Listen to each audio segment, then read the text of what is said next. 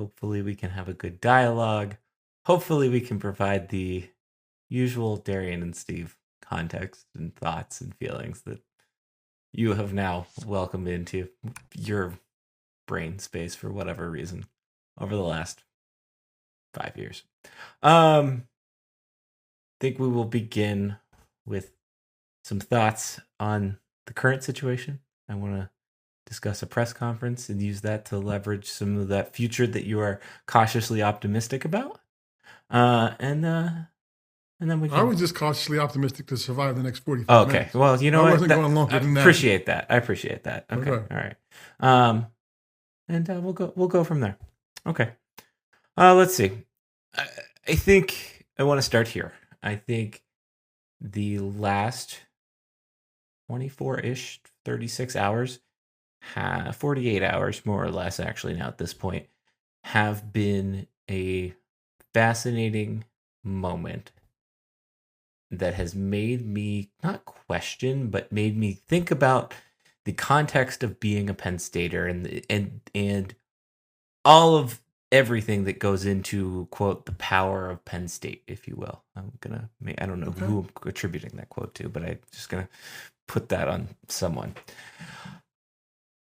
I think, from my perspective, I think we have this podcast. We have this friendship of doing this podcast over Penn State. I have a degree from Penn State that I am exceptionally proud of. It hangs on the wall over here.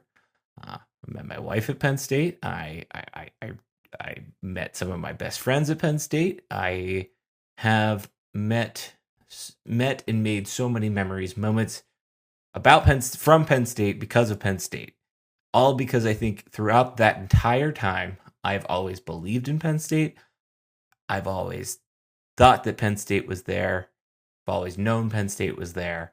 I've always known that Penn State would have my back. And I knew that because of all of those little moments. And I think over the last 48 hours, at some point, James Franklin forgot about the power of Penn State. And I think he forgot about the why to Penn State and the belief in the community and the pillar of Penn State. And he forgot about that even for a split second. And when he didn't bring it up in the press conference, there was no forgiving that. I think that, to me, in the end, speaks to why he got fired. He tried to maneuver his way through only his way, and which is something he did every football game for the 152 that he coached or so. And I think it backfired on him in spectacular fashion over the course of 15 days and probably about 15 hours on Saturday into Sunday. That's where we're at.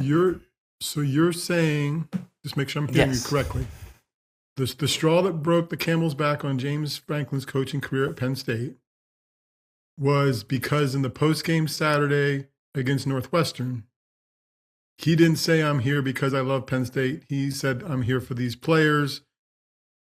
That's what I'm hearing you say. I think he quit on Penn State from the perspective of he no longer believed in the why of Penn State and the why he should be here in the sense of community that it could bring, and didn't want to pursue amending that in this moment moving forward. Oh, this is so much what I didn't think we were going to talk about with this football coach being fired. So let me ask, did James Franklin ever know what it meant to be a Penn Stater? Like, he comes into the first news conference ready to blow up balloons and have birthday parties because he thinks it's a reclamation project. And it's not. It's a program that was ostracized for the activity. I don't even want to go there, but it was in a bad place, not because of the program, right? Itself. I mean, it was, but it wasn't. Yeah, no. But it was never. So it felt like he didn't know that from the get-go.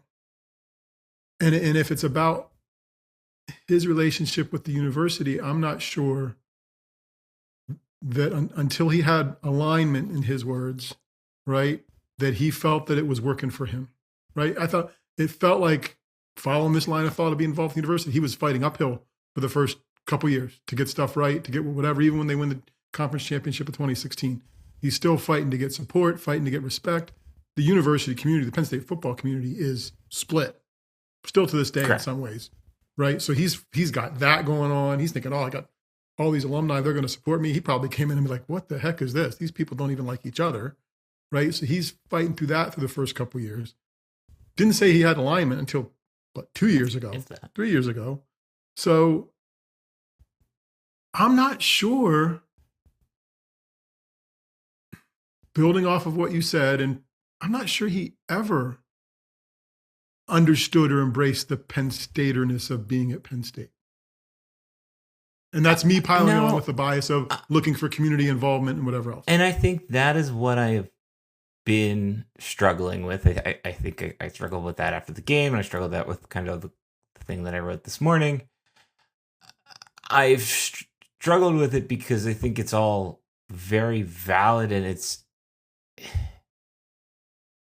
we spent 12 years believing in an if that never came, and he tried to control it to a point where he and only he could get it done. And that's not to say that, to your point, like, yes, he didn't have alignment. He didn't have the resources. Penn State's buildings, etc., were looked a certain way, and they didn't have a training table and all of these other little things over the course of half of his time here, at least. I would say probably didn't get better until 2019, when he started actually like winning in a more meaningful way.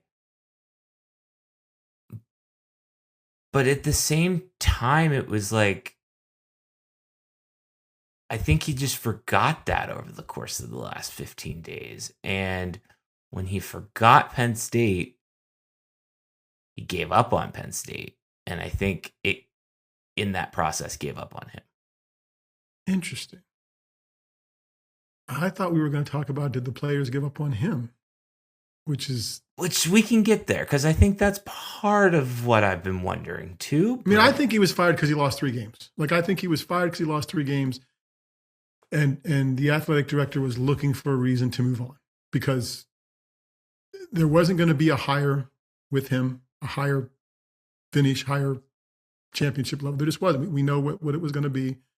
And I would think that the booze on Saturday didn't help. The construction project didn't help. The need to raise money and donors having to sign by next summer their commitments didn't help. And I think it was the perfect storm of all of those things that made him not a dead man walking, but a decision that the athletic director said he was going to make, realized he came to it on whatever Saturday night or Sunday morning, and said, okay, if this is the decision, why wait?